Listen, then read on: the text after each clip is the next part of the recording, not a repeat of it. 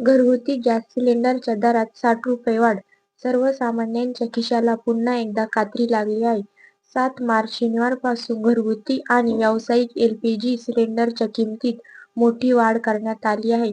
14.2 किलोच्या घरगुती गॅस सिलेंडरच्या दरात 60 रुपयांची तर 19 किलोच्या व्यावसायिक सिलेंडरच्या दरात 115 रुपयांची दरवाढ करण्यात आली आहे. एप्रिल 2025 नंतर पहिल्यांदाच गॅसच्या किमतीत इतकी मोठी वाढ झाली आहे. केवळ घरगुतीच नाही तर 19 किलोच्या व्यावसायिक सिलेंडरच्या दरातही वाढ होण्याची शक्यता वर्तवण्यात येत आहे.